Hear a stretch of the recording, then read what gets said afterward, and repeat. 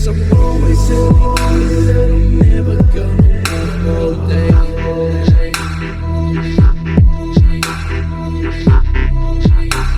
Hello and welcome to another Festival Pro tutorial video. Today going to have a look at the Scanner. Scanner app is available on the Android or iOS stores. And we're just going to have a quick look at what we have going on in here. So click on status, we're going to see that we're currently connected.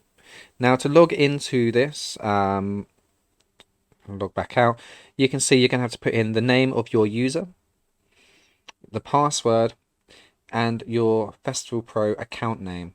You don't need to put .Festival Pro on here. This would just be the account name. And we can see in here I've got a temporary user set up on my demo account. I can log on in. Now, when we hit the hamburger icon, we're going to get a bunch of different settings.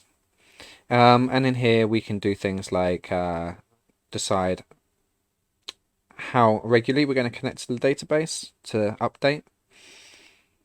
And we can go into the status as shown and make sure that this is currently connected. We can see how many tickets are in the system here, how many tickets have been scanned. And if I go into events, this is probably the section you're going to use the most. In here we can see all of our forms and all of our profile fields. If I leave this blank, then it will scan anything that comes through it. If I want to limit it down, so perhaps this scanner is going to be used just on the adult weekend ticket list, we can select those. And maybe you're going to use another scanner to do the child tickets.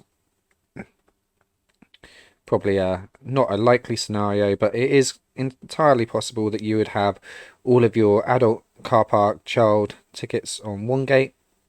And then maybe you have a second scanner that you set up for your day tickets. The scanner will download all the information from the Festival Pro servers and save it on your phone. So if you do lose internet connectivity for a short period of time, you will still be able to scan tickets. And the moment that you regain even the smallest bit of connection, that will sync up back with our servers to update your reports and any information on the back end. So now we can have a look at the scanner itself.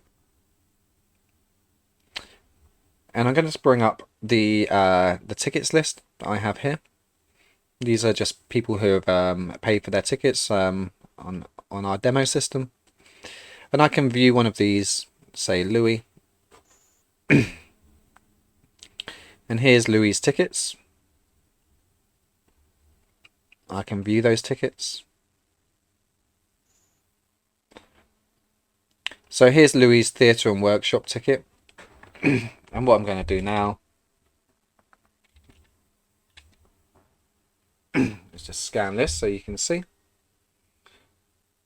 There we go, theatre, workshop, Louis online. Now if I scroll this down and we have a little look at the next ticket. There we go, we've scanned this one in now. So if I now go back to the previous ticket, which has already been entered, we're going to see this is going to give us an error and the time and date that that ticket was initially used. Now with these tickets we can see the adult weekend passes, and what I'm going to do is just quickly change the event here, and on this tickets form I can say that here's the adult weekend passes. Maybe we're going to remove those, and let's say I'm only going to scan car park tickets. Go back to the scanner, and we can see here different category. We can't scan these ones. Whereas if I now go back to our events, go to our tickets, switch this out for the adult weekend,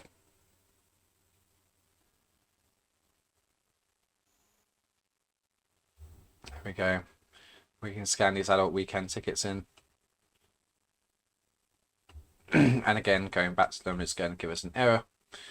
So it's really easy to limit down which tickets you want to scan on which scanner. Quite easy to leave them blank.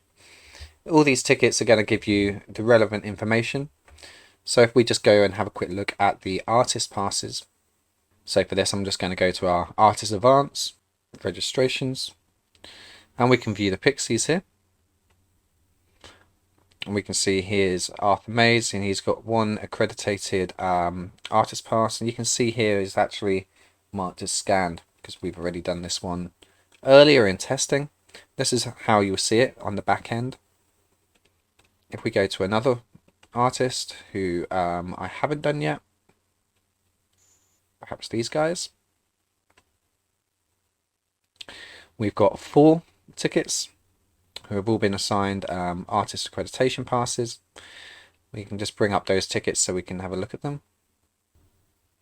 And now if we scan this pass, we can see here it's giving us the name of the person, the company they're with, and in brackets there the artist accreditation that they have been given. If somebody is to remove a name from the list, so let's say we look here, we've got Tony Benn, Robin Hood, Tim Minchin and Richard. Let's edit this form, and let's say someone's changed the names. We can actually remove, say, Richard and Tim, who we have not yet scanned. We can save this.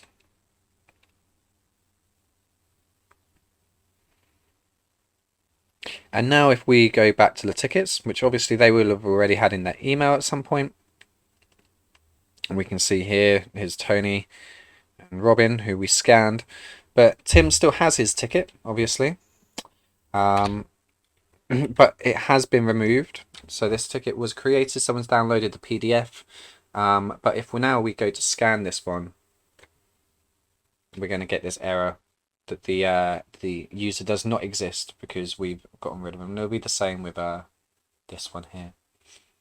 So I hope that gives you a good starting introduction on scanners and how to use them for entry tickets and accreditation passes. We'll do another video on how you can utilize the scanners to do things like catering and meal passes in a future video.